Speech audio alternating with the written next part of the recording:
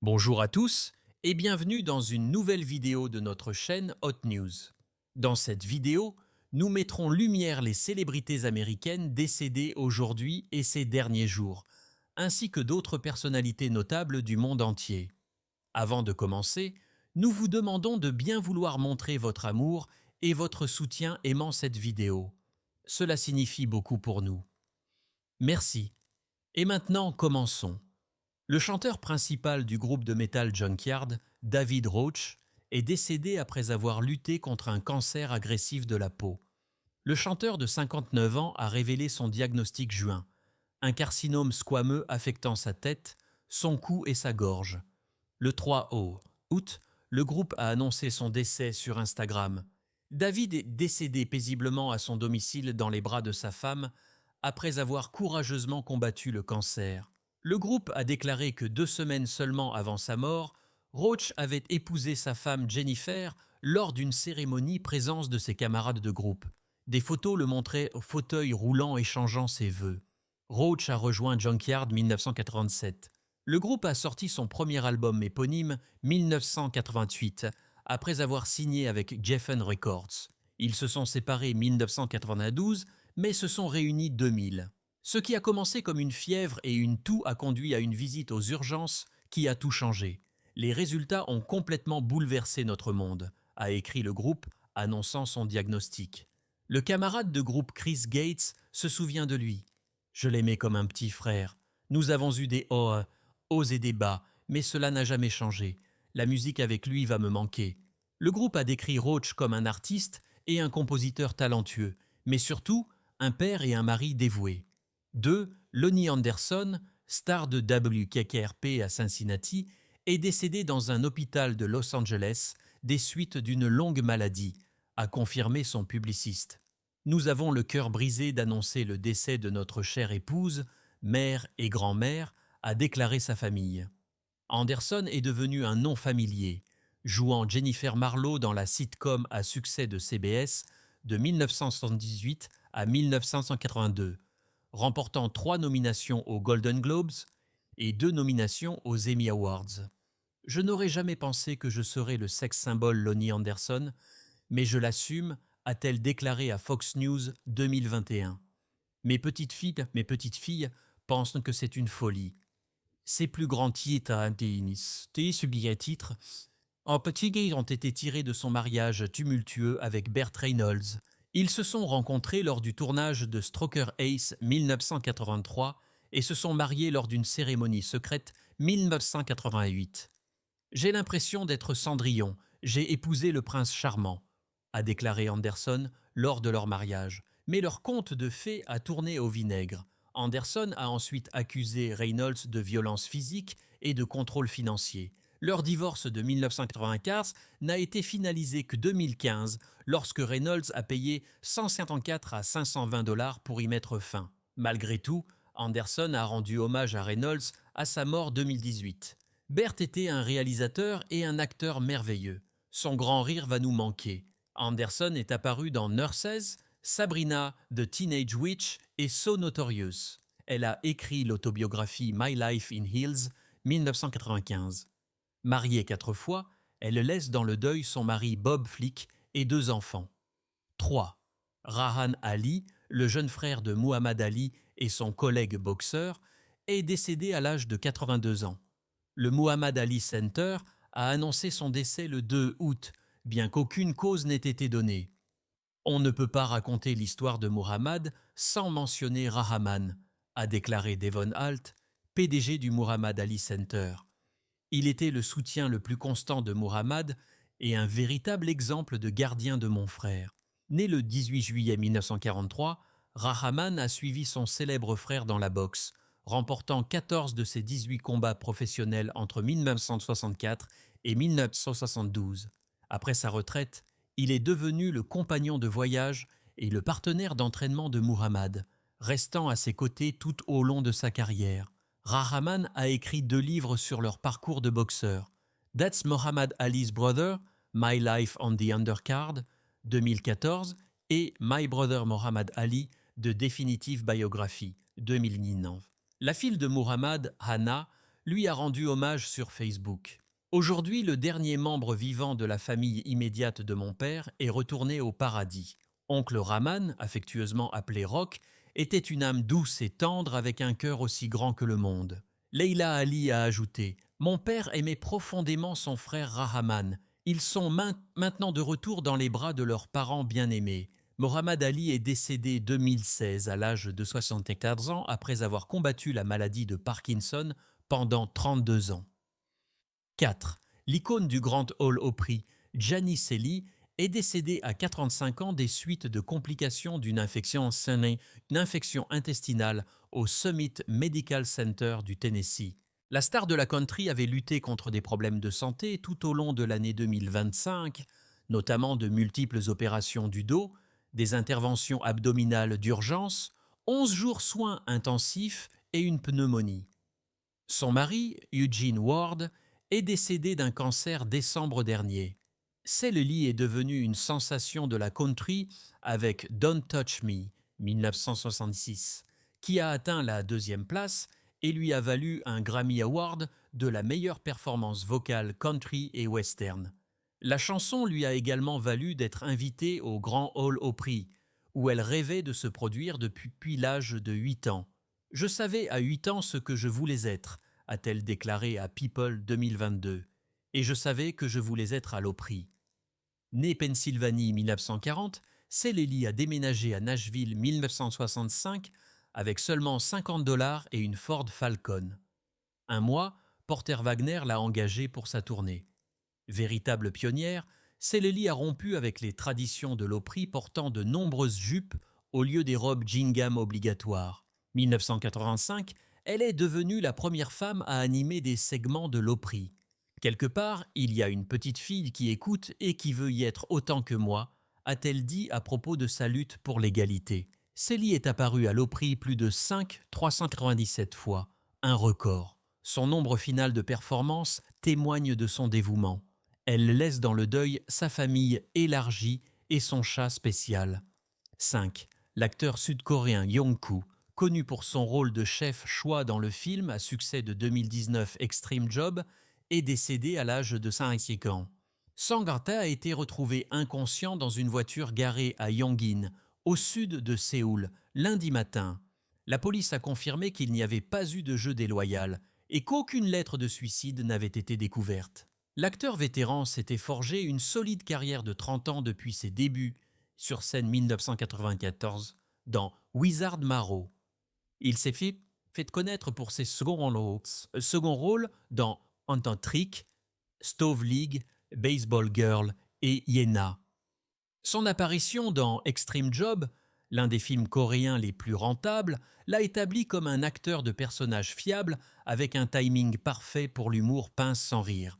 Cependant, un chant a fait face à des problèmes récents. Juin, il a été impliqué dans un incident de conduite état d'ébriété avec un taux d'alcoolémie suffisamment élevé pour une révocation de permis vertu de la loi coréenne. À la suite de l'incident, il s'est retiré de Shakespeare in Love et a été retiré de 2 séries télévisées. Les performances de Sang apportaient souvent une autorité tranquille aux grandes productions, ancrant les œuvres d'ensemble grâce à sa présence stable. Sa mort inattendue met évidence les préoccupations persistantes concernant les pressions sur la santé mentale dans l'industrie du divertissement sud-coréenne. Plus tôt cette année, l'industrie a également perdu l'actrice Kim Se-ron, qui a été retrouvée morte à son domicile. 6. Alan Alberg, auteur de livres pour enfants bien aimés, connu pour des classiques comme Each Peach Per Plum et The Jolly Postman, est décédé à l'âge de 87 ans. Son éditeur, Penguin Random House, a confirmé la nouvelle, selon la BBC et The Independent. Né à Cudan en 1938, Alberg a été adopté et élevé dans les West Midlands, Angleterre. Avant d'écrire, il a travaillé comme facteur et fossoyeur jusqu'à ce qu'il devienne enseignant. Il a rencontré sa future épouse et collaboratrice Janet au Sunderland Teacher Training College dans les années 1960. Ils se sont mariés en 1969. Si je n'avais pas rencontré Janet là-bas, je n'aurais peut-être jamais pu devenir écrivain, a déclaré Alberg à The Independent 2006. Janet a suggéré qu'il écrive des histoires pour ses œuvres d'art, lançant ainsi leur partenariat légendaire. Après des rejets initiaux, ils ont publié The Old Joke Book 1976. Le duo a créé plus de 30 livres bien aimés ensemble, dont Peipo 1981, The Baby's Catalogue 1982 et la série The Foden Funny Bones. Leur fille Jessica a inspiré de nombreuses histoires. Janet est décédée d'un cancer du sein 1994 à seulement 50 ans. Hilberg a ensuite épousé son éditrice, Vanessa Clark, et a continué à écrire, collaborant avec Jessica et d'autres illustrateurs. Son dernier livre, Under the Table, a été publié 2024. Alberg a écrit plus de 100 livres au total. Nous voulions vraiment que nos livres soient bons, a-t-il dit un jour à propos de son partenariat avec Janet. 7. Dolores Dodie Austin, cofondatrice de l'église Lakewood de Houston et mère du célèbre pasteur Joel Osteen, est décédée à l'âge de 91 ans. Joel Osteen a annoncé la mort de sa mère sur les médias sociaux le mercredi 30 juillet, disant qu'elle était décédée de cause naturelle paisiblement à son domicile. Elle était la matriarche bien-aimée de l'église Lakewood, une inspiration pour des millions de personnes dans le monde entier et une fidèle servante de Dieu, a écrit Joel. Connue sous le nom de Mama Dodie par toute la famille Lakewood, nous célébrons sa vie incroyable et son héritage durable. Dodie et son défunt mari John ont fondé l'église Lakewood à la périphérie de Houston le jour de la fête des mères 1959. Ensemble, ils ont animé une émission de télévision hebdomadaire diffusée dans 100 pays à travers le monde. Elle est l'auteure de plusieurs livres, dont Healed of Cancer, qui raconte son histoire de guérison miraculeuse d'un cancer du foie métastatique après que les médecins eurent perdu espoir. Le site web de l'Église décrit sa chaleur et sa compassion sincère comme l'une des raisons pour lesquelles Lakewood est appelée une oasis d'amour dans un monde troublé. Lorsque John est décédé en 1999, leur fils Joel a repris le ministère. Il y a à peine 3 semaines, Dodie est apparue dans une vidéo YouTube avec sa fille April pour discuter de la prière et de l'éducation des enfants. Jésus nous donne la vie et la vie abondance. C'est ce que nous voulons pour nous et nos enfants. C'est ce qu'elle a dit dans ce qui allait être son dernier message public. 8. Paul Mariodet, le chanteur original d'Iron Maiden, est décédé à 69 ans à son domicile Australie. Son groupe More a confirmé sa mort sur Instagram mardi, le qualifiant de figure importante du mouvement NWOBHM, New Wave of British Heavy Metal. Paul était une figure bien aimée de la musique rock britannique, a écrit le groupe, soulignant ses performances lors d'événements légendaires, notamment le Monsters of Rock de 1981 à Castle Donington avec AC/DC et Whitesnake.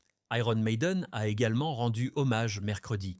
Nous sommes profondément attristés que Paul Mariodet, le tout premier chanteur d'Iron Maiden 1975, soit décédé. Paul était une personne charmante et un bon ami. Day a rejoint Iron Maiden décembre 1975 à l'âge de 19 ans après avoir été recruté par le bassiste Steve Harris. Bien que son mandat ait duré moins d'1 an, il a été remplacé par Dennis Wilcock octobre 1976. Day est entré dans l'histoire se produisant au tout premier concert d'Iron Maiden le 1er mai 1976 au St. Nicholas Hall à Londres. Après Iron Maiden, Day a formé More 1980, puis a dirigé Wildfire avant de connaître le succès commercial avec le groupe de rock reformé Sweet 1985.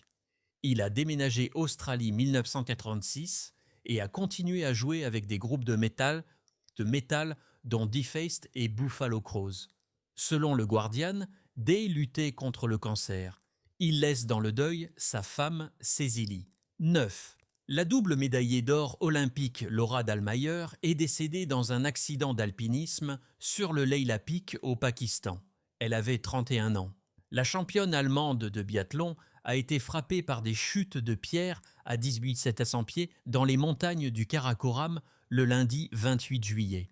Sa mort a été confirmée mercredi sur sa page Instagram. La mort est présumée avoir eu lieu immédiatement selon le message, basée sur les observations de l'hélicoptère de sauvetage et les descriptions des blessures de sa partenaire d'escalade, Marina Eva, qui est revenue au camp de base. La récupération a été jugée trop risquée raison des chutes de pierres et des conditions météorologiques dangereuses. La famille a honoré le souhait de Dallmayr de laisser son corps sur la montagne dans de telles circonstances. L'accident s'est produit vers midi, heure locale. Raison de l'éloignement du lieu, les hélicoptères de sauvetage n'ont pu l'atteindre que mardi matin. 4 alpinistes expérimentés et 2 porteurs se sont divisés équipe pour tenter le sauvetage, avec la participation de l'alpiniste allemand Thomas Huber à la mission. Dallmayr a remporté la double médaille d'or aux Jeux olympiques de Pyeongchang 2018 sprint et poursuite biathlon, ainsi que le bronze compétition individuelle. Sa carrière comprend 7 médailles d'or aux championnats du monde et 20 victoires Skias Coupe du Monde. Elle a pris sa retraite du biathlon professionnel à 25 ans 2019, devenant commentatrice experte de la ZDF, tout se consacrant à l'alpinisme. Laura a enrichi de nombreuses vies, nous montrant qu'il vaut la peine de défendre ses rêves tout restant fidèle à soi-même. Son hommage se lit comme suit. 10. La double médaillée d'or olympique Laura Dallmayr est décédée dans un accident d'alpinisme sur le Leila Peak au Pakistan. Elle avait 31 ans. La championne allemande de biathlon a été frappée par des chutes de pierre à 18 700 pieds dans l'Essentiel. Dans les montagnes du Karakoram, le lundi 28 juillet.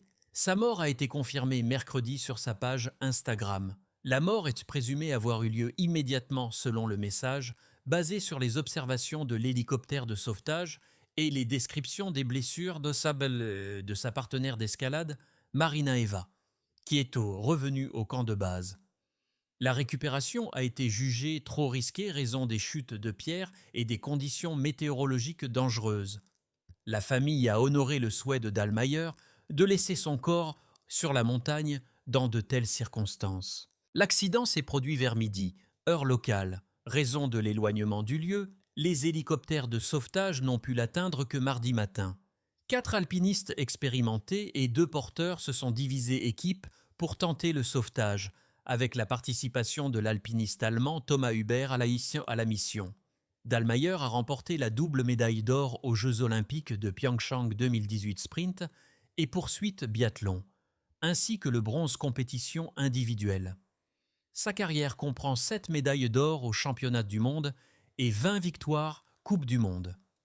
Elle a pris sa retraite du biathlon professionnel à 25 ans 2019, devenant commentatrice experte de la ZDF, tout se consacrant à l'alpinisme. Laura a enrichi de nombreuses vies, nous montrant qu'il vaut la peine de défendre ses rêves, tout restant fidèle à soi-même. Son hommage se lit comme suit. Le joueur de basket-ball masculin de Tulane, Greg Glenn Truitt, est décédé à 22 ans dans ce que l'université appelle un tragique accident.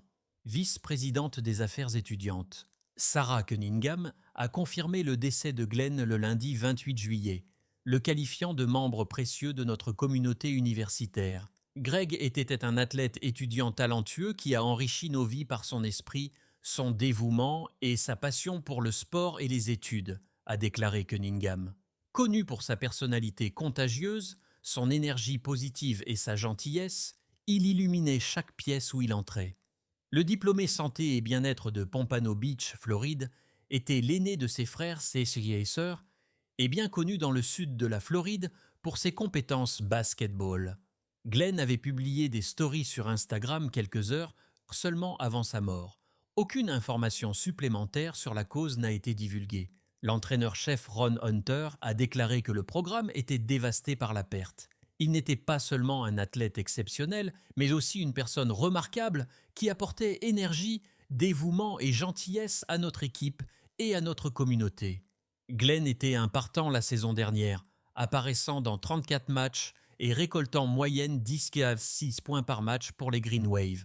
Le directeur de la diffusion, Corey Glore, s'est dit absolument anéanti, ajoutant « Greg était une personne formidable, authentique et gentille.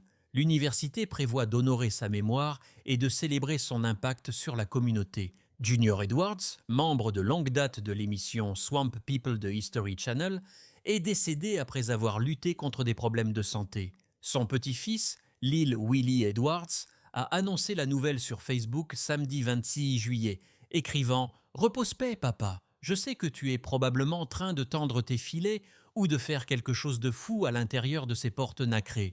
Tu vas énormément nous manquer, papa. Nous t'aimons plus que tout. Jusqu'à ce que nous nous revoyions », a ajouté Willie. Sa collègue vedette de Swamp People, Ashley Dead-Eye Jones, a qualifié Edwards de légende et de l'un des plus grands chasseurs d'alligators qui soit. C'était un vrai passionné de plein air. J'ai vu cet homme amener des alligators monstrueux à la station-service Duffy's, à Pierre Parr, Louisiane. Jones a écrit sur Instagram « Légende d'une photo avec Edwards ». Willie avait révélé plus tôt ce mois-ci que son grand-père avait des problèmes de santé et demandait des prières, ajoutant que nous avions besoin d'un miracle. Edwards est apparu comme un membre régulier de l'émission Swamp People de 2010 à 2015 aux côtés de son fils Willie Edwards et de son petit-fils. Il est revenu pour la saison 12 2021, plaisantant sur Facebook. Surprise! Regardez qui est de retour! La série documentaire de longue date suit des familles de Louisiane qui chassent les alligators pour gagner leur vie, y compris les descendants de réfugiés canadiens-français. L'âge exact d'Edward et la cause de sa mort n'ont pas été divulgués.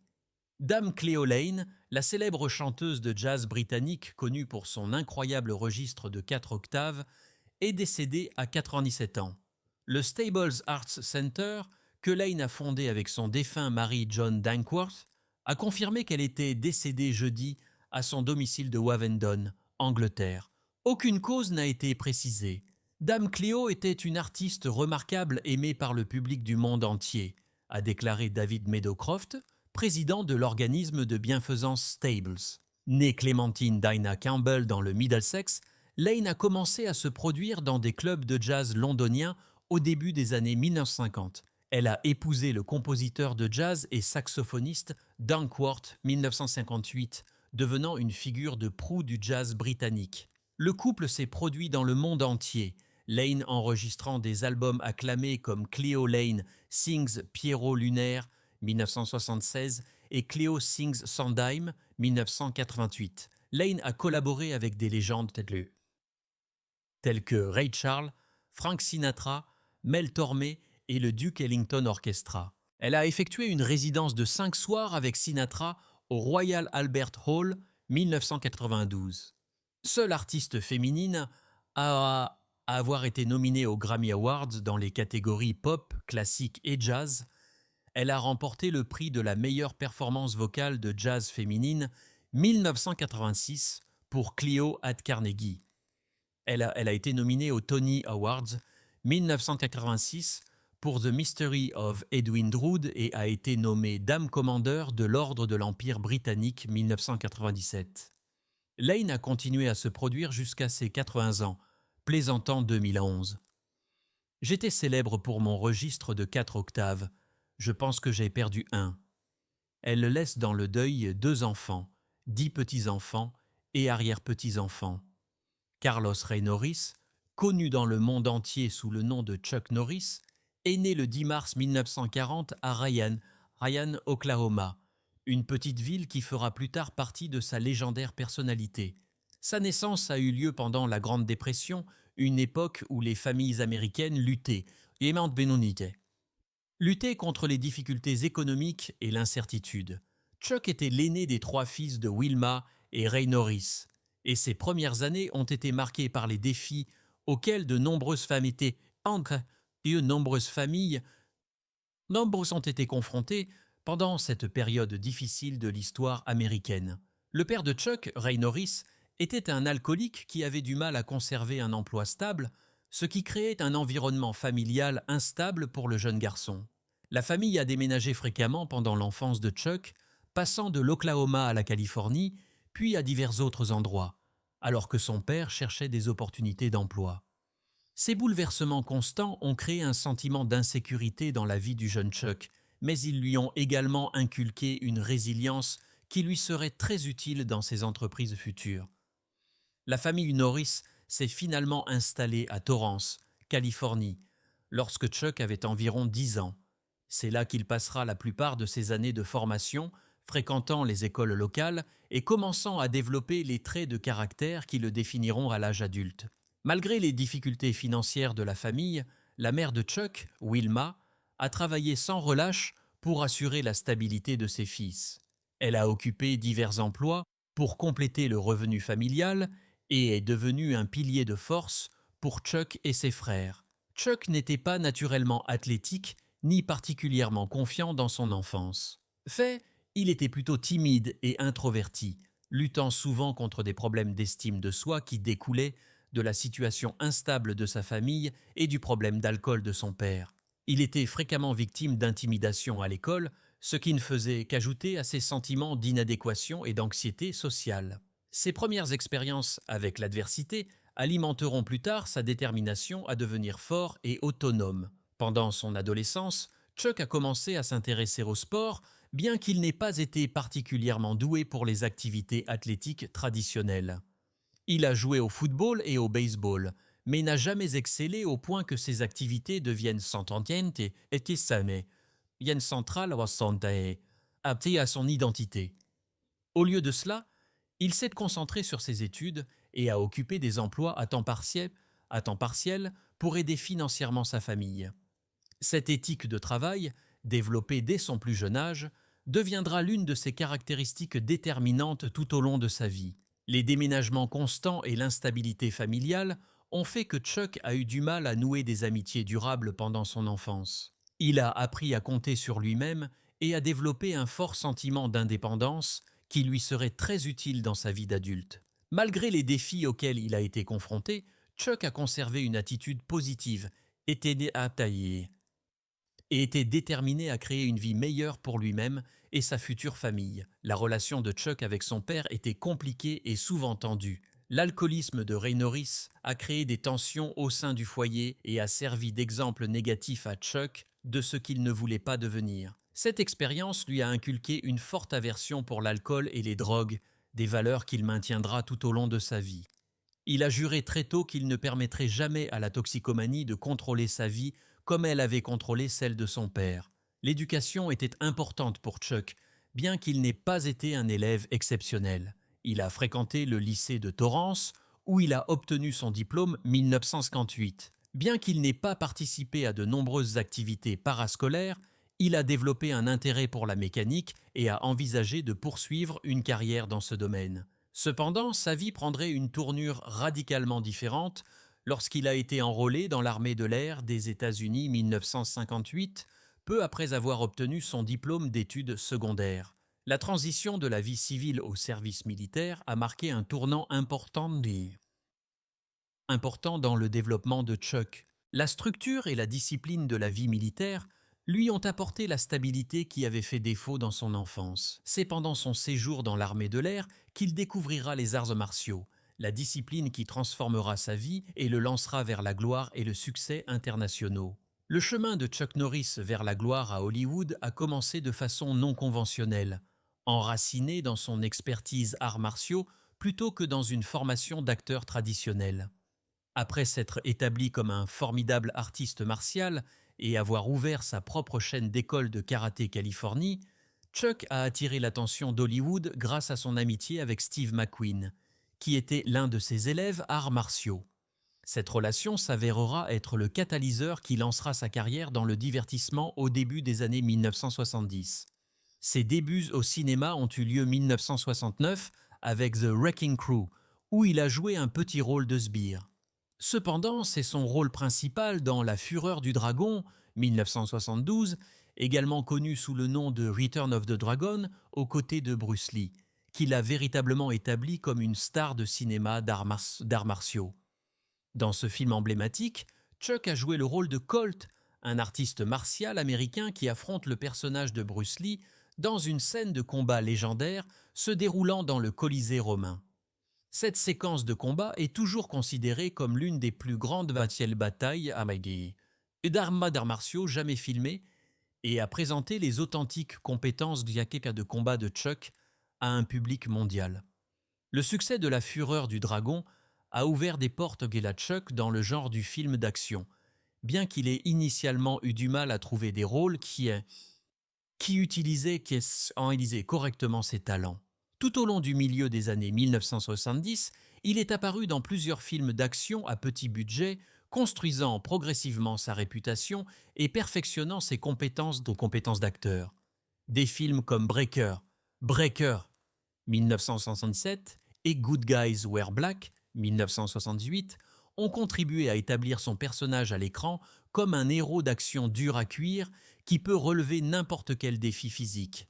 Le tournant de la carrière cinématographique de Chuck est venu avec l'Octogone 1980, qui a marqué son émergence tant que véritable star d'action capable de porter un film majeur. Le succès du film a démontré que le public ait été avide du type de divertissement simple et plein d'action que Chuck pouvait offrir. Ses antécédents arts martiaux lui ont donné une crédibilité dans les scènes de combat que de nombreuses autres stars d'action de l'époque n'avaient pas maîtrisé, car le public pouvait voir que ses prouesses physiques étaient authentiques, plutôt qu'une fausse chorégraphie. La plus grande percée de Chuck est venue avec Un flic de choc, 1983, où il a joué le rôle de G.G. McQuaid, un Texas Ranger qui opère selon ses propres règles pour lutter contre le crime le long de la frontière mexicaine. Ce film a établi de nombreux traits de caractère qui deviendront synonymes des films de Chuck Norris.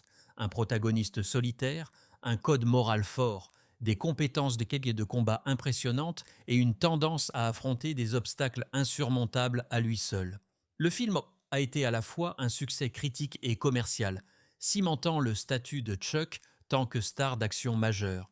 Le milieu des années 1980 a représenté le sommet de la carrière cinématographique de Chuck avec la trilogie Portée disparue 1984 à 1988. Dans ces films, il incarnait le colonel James Braddock, un vétéran de la guerre du Vietnam qui retourne Asie du Sud-Est pour secourir des prisonniers de guerre américains qui ont été laissés pour compte. Le premier film, Portée disparue, a connu un succès particulier, exploitant les sentiments américains concernant la guerre du Vietnam et le traitement des anciens combattants. L'interprétation de Braddock par Chuck a trouvé un écho auprès du public qui le considérait comme incarnant les valeurs américaines traditionnelles de loyauté, de courage et de détermination. Invasion USA, 1985, a présenté Chuck à son apogée, jouant le rôle de Matt Hunter, un ancien agent de la CIA qui défend seul l'Amérique contre une invasion soviétique. Bien que le film ait été critiqué pour son intrigue simpliste et son message politique, il a connu un succès commercial et a encore consolidé la réputation de Chuck tant que héros d'action américain ultime. Les répliques mémorables et les séquences d'action spectaculaires du film sont devenues une partie de la culture pop des années 1980. Les films de la Force Delta, à commencer par l'original 1986, ont représenté un autre succès majeur pour Chuck. Jouant le rôle du major Scott McCoy, il a dirigé une unité militaire d'élite dans des opérations de lutte contre le terrorisme à travers le monde. Ces films ont combiné les compétences de Chuck arts martiaux avec l'action militaire et comportaient des décors et des cascades élaborés. Le succès de la Force Delta a conduit à une suite, la Force Delta 2, la Connexion colombienne 1990, qui a maintenu la popularité de la franchise tout au long de la fin des années 1980 et du début des années 1990. Chuck a continué à jouer dans des films d'action qui suivaient des formules similaires, mais qui conservaient leur attrait pour son public principal. Des films comme Firewalker 1986, où il a joué aux côtés de Louis Gossett Jr., et Héros et Terreur 1988, l'ont maintenu visible dans les salles de cinéma et ont maintenu son statut de star d'action fiable. Bien que ces films n'aient peut-être pas été des favoris de la critique, ils ont connu un succès financier et ont démontré la capacité de Chuck à offrir le type de divertissement que ses fans attendaient. La carrière cinématographique de Chuck a commencé à évoluer dans les années 1990. À mesure que le genre de l'action lui-même changeait, l'essor de films d'action plus sophistiqués et de différents types de stars d'action signifiait que Chuck devait adapter son approche. Il a continué à faire des films, mais a également commencé à explorer les opportunités télévisuelles, ce qui finirait par mener à son rôle le plus célèbre et le plus durable tant que Cordell Walker dans Walker, Texas Ranger. La transition des films à la télévision s'est avérée être une sage décision de carrière pour Chuck car elle lui a permis d'atteindre un public plus large et de créer un personnage qui deviendrait emblématique dans la culture populaire américaine. Alors que sa carrière cinématographique l'a établi comme une star d'action, son travail à la télévision ferait de lui un nom familier et créerait la base de son impact culturel durable. Tout au long de sa carrière de star d'action et d'artiste martial, Chuck Norris a fait face à de nombreux défis de santé qui ont mis à l'épreuve sa légendaire ténacité à la fois à l'écran et hors écran. Son engagement à réaliser ses propres cascades et à maintenir un mode de vie intensément physique a eu des conséquences importantes sur son corps au fil des ans, entraînant diverses blessures et complications médicales qui ont nécessité un traitement et une réadaptation approfondie. La carrière d'arts martiaux de Chuck, qui a commencé dans les années 1960 et s'est poursuivie pendant ses années de cinéma et de télévision, a entraîné de nombreuses blessures qui se sont accumulées au fil du temps. Tant que combattant de compétition, il a subi de multiples fractures osseuses, notamment des fractures aux côtes, aux mains et aux pieds lors de tournois et de séances d'entraînement. Ces blessures étaient souvent considérées comme faisant partie du territoire dans les arts martiaux, et Chuck repoussait généralement la douleur et l'inconfort pour continuer à concourir et à s'entraîner. Cette mentalité de guerrier, bien qu'admirable, a parfois conduit à une guérison incomplète et à des complications à long terme. Pendant sa carrière cinématographique, l'insistance de Chuck à réaliser ses propres cascades a ajouté une autre couche de stress physique à son corps. Contrairement à de nombreuses stars d'action qui comptaient fortement sur des cascadeurs, Chuck pensait que le public pouvait faire la différence entre une action authentique et des séquences chorégraphiées réalisées par d'autres. Ce dévouement à l'authenticité a entraîné de nombreuses blessures sur le plateau, notamment des entorses, des foulures et des traumatismes plus graves qui ont nécessité des soins médicaux. L'effet cumulatif de ces blessures a commencé à se manifester par des douleurs chroniques et des problèmes de mobilité vieillissants.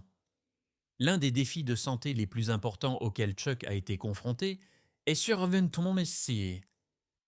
sous la forme de problèmes de dos qui se sont développés au fil des années d'activité physique. Le stress constant sur sa colonne vertébrale causé par l'entraînement aux arts martiaux, les cascades de films et l'usure générale d'un mode de vie actif ont conduit à une maladie dégénérative des disques et à d'autres complications spinales. Ces problèmes de dos sont devenus de plus invalidants, affectant sa capacité à performer au niveau qu'il avait maintenu tout au long de sa carrière. La douleur chronique associée à ces problèmes de colonne vertébrale a nécessité une prise charge médicale continue et a considérablement affecté sa qualité de vie. Plus de ces problèmes orthopédiques, Chuck a également traité des problèmes cardiovasculaires qui ne sont pas rares chez les personnes de son âge. Entrant dans ces dernières années, il a rencontré des problèmes liés à la santé cardiaque qui ont nécessité une surveillance médicale et des ajustements de son mode de vie.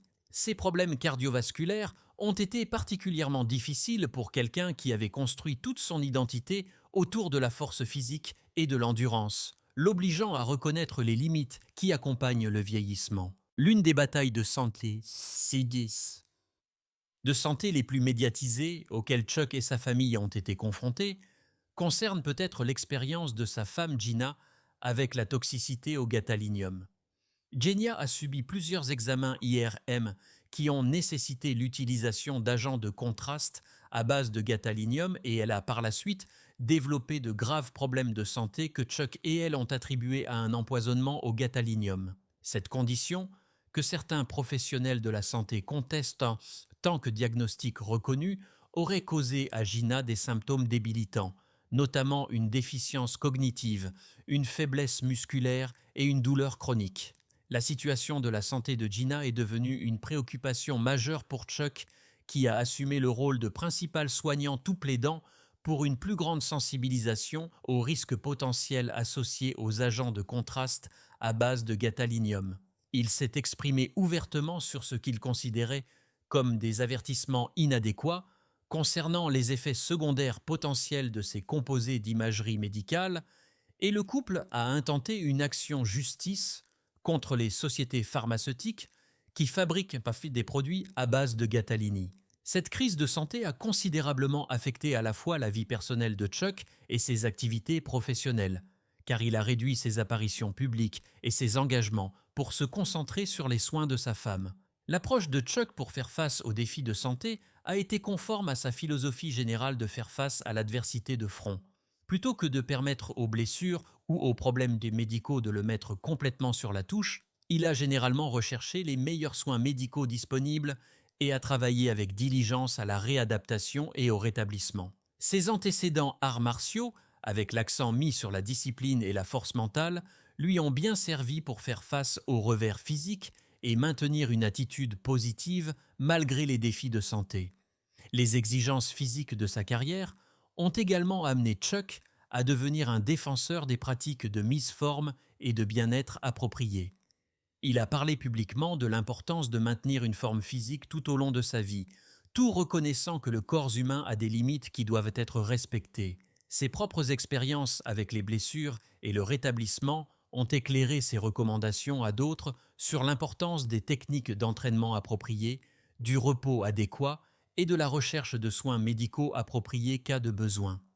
Vieillissant, Chuck a dû apporter des ajustements importants à son mode de vie et à son niveau d'activité pour tenir compte de ses limitations de santé. Les activités à fort impact, qui ont défini sa jeunesse, ont été remplacées par des exercices à faible impact et des routines de réadaptation conçues pour maintenir sa force et sa mobilité, tout minimisant le risque de blessures supplémentaires. Cette transition a été difficile pour quelqu'un dont l'identité était si étroitement liée à la prouesse physique. Mais Chuck l'a abordée avec la même détermination qui a caractérisé sa carrière dans les arts martiaux et dans le jeu d'acteur. Malgré ses défis de santé, Chuck a maintenu une attitude généralement positive et continue de souligner l'importance de rester actif et engagé dans la vie. Ses expériences avec les problèmes de santé ont également approfondi son appréciation du soutien de sa famille et de ses amis, particulier sa femme, Gina, qui a été sa partenaire pour faire face à ces défis ensemble.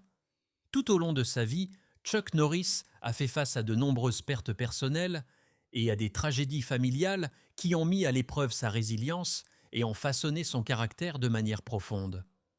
Derrière l'extérieur dur et la légendaire personnalité à l'écran, se cache un homme qui a connu une profonde tristesse et un chagrin d'amour, des pertes qui l'ont humanisé et lui ont donné une perspective sur ce qui compte vraiment dans la vie.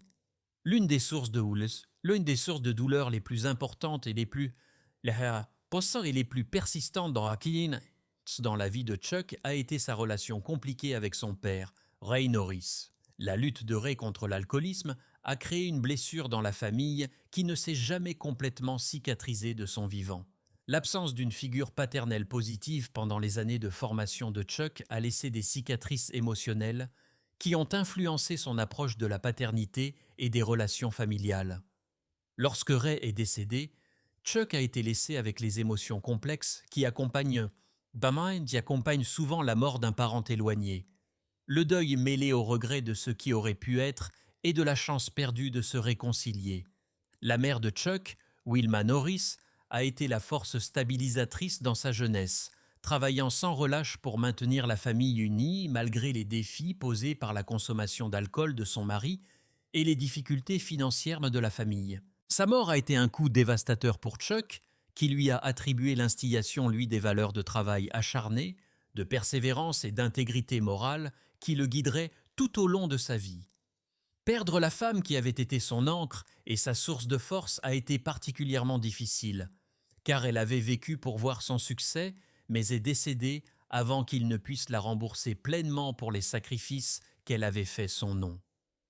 La perte d'amis proches et de collègues de l'industrie du divertissement a également profondément affecté Chuck tout au long de sa carrière. La mort de Bruce Lee, 1973, a été particulièrement choquante et attristante, car Bruce n'avait pas seulement été un collègue professionnel, mais aussi quelqu'un que Chuck respectait et admirait grandement. Leur scène de combat emblématique dans La Fureur du Dragon avait contribué à lancer la carrière cinématographique de Chuck, et la mort subite de Bruce à un si jeune âge a servi de rappel brutal de la fragilité et de l'imprévisibilité de la vie. Chuck a également connu la douleur de perdre des camarades artistes martiaux et des amis de ses jours de compétition. La communauté des arts martiaux est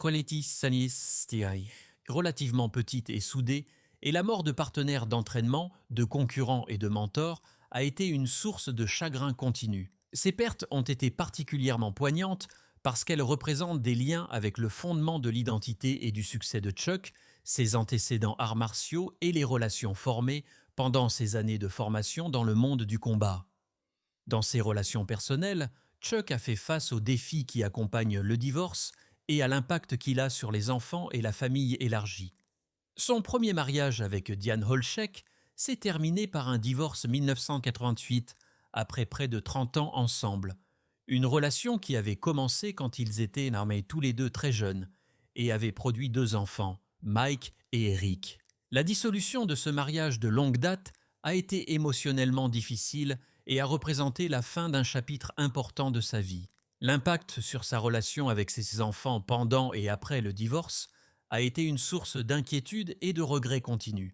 Chuck a également dû faire face à l'éloignement de certains de ses enfants à différents moments de sa vie. Les exigences de sa carrière, y compris les voyages importants pour le tournage et les activités promotionnelles, ont parfois créé une distance dans ses relations familiales.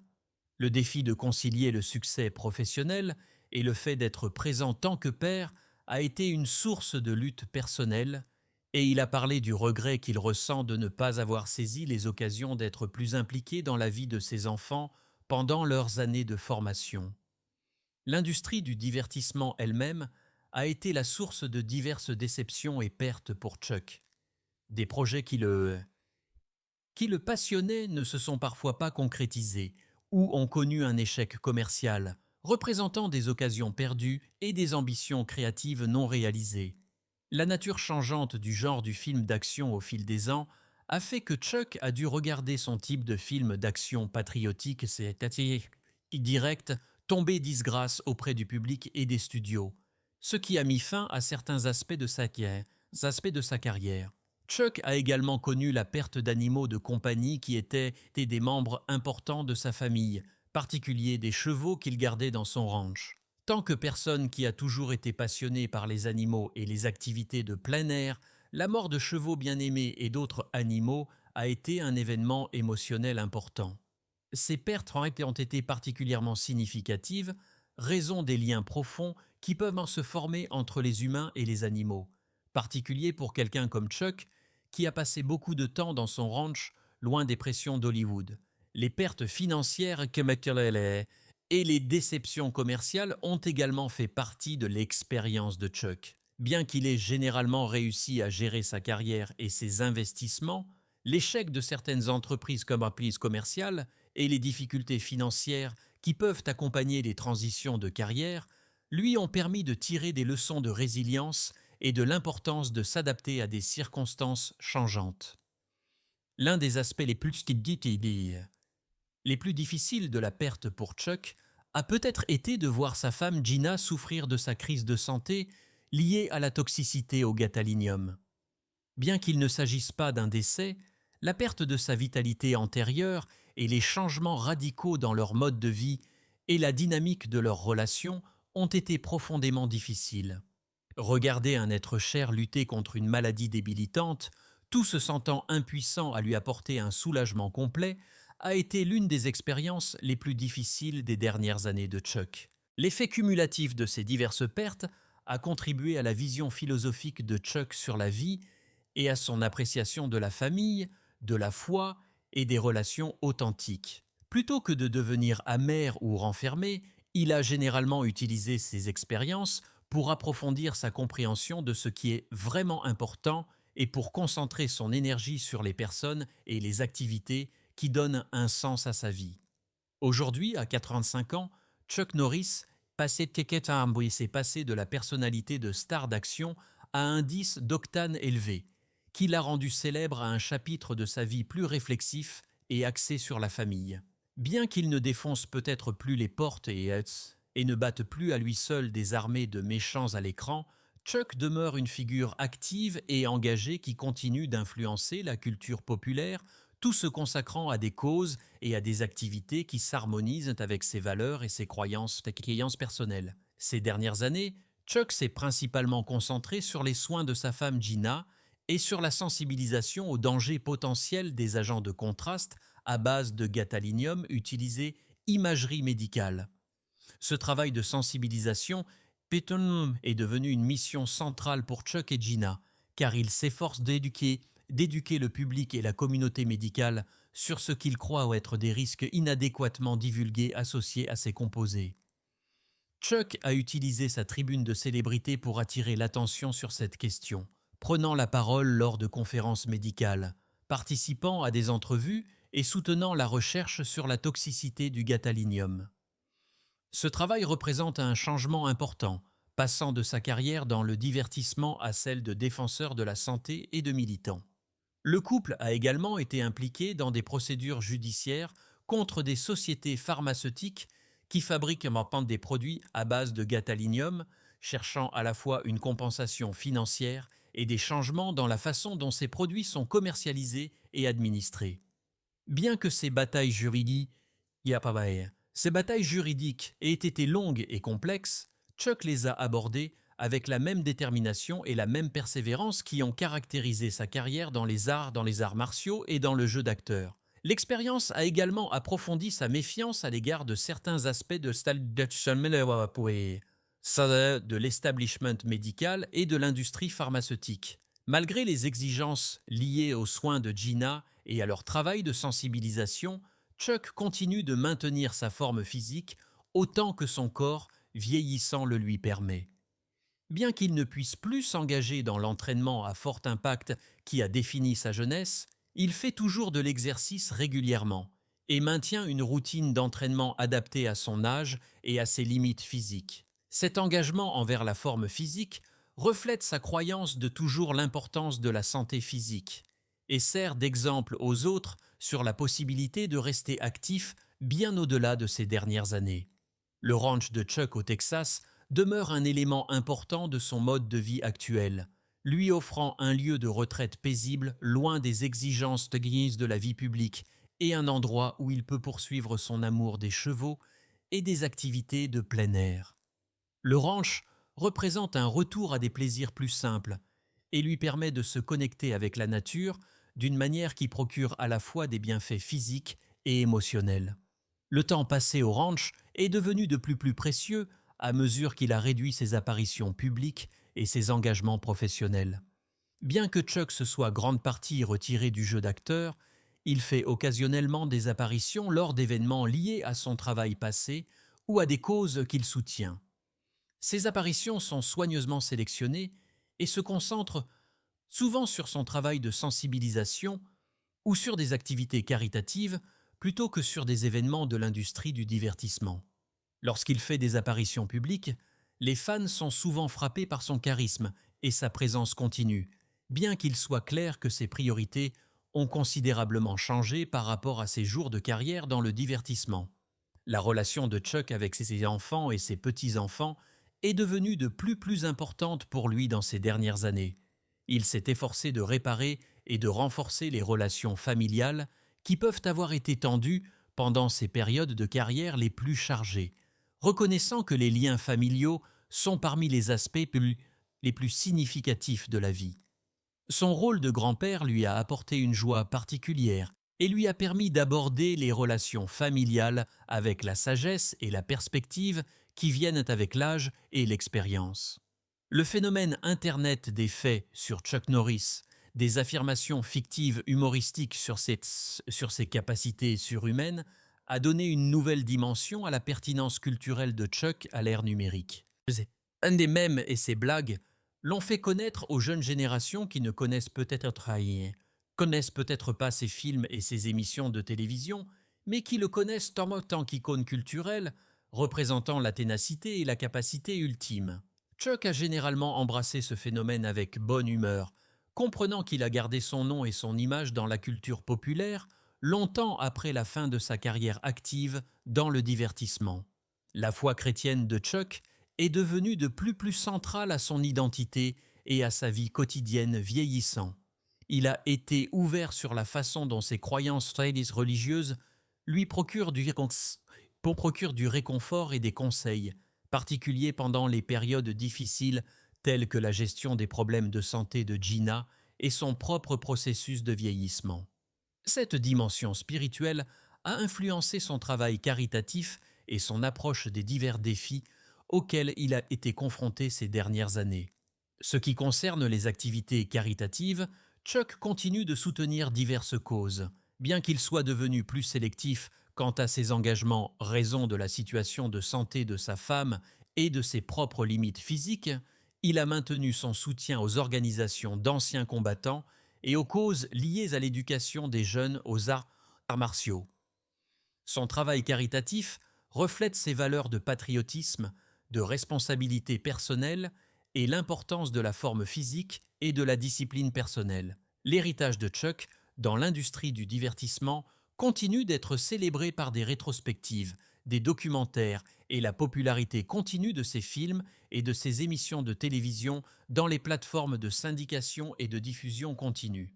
Walker, Texas Ranger, demeure populaire auprès du public du monde entier, et ses films d'action des années 1980 et 1990 ont trouvé de nouveaux auditoires grâce à la vidéo personnelle et aux plateformes numériques. Cette popularité continue procure à Chuck des revenus de redevances d'audience continue et maintient son travail visible pour les nouvelles générations.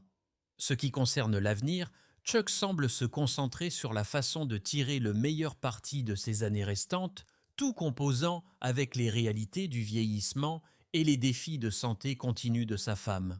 Il est devenu plus philosophique au sujet de sa vie et de sa carrière, exprimant sa gratitude pour les occasions qu'il a eues, tout reconnaissant les sacrifices et les pertes qui ont fait partie de son parcours.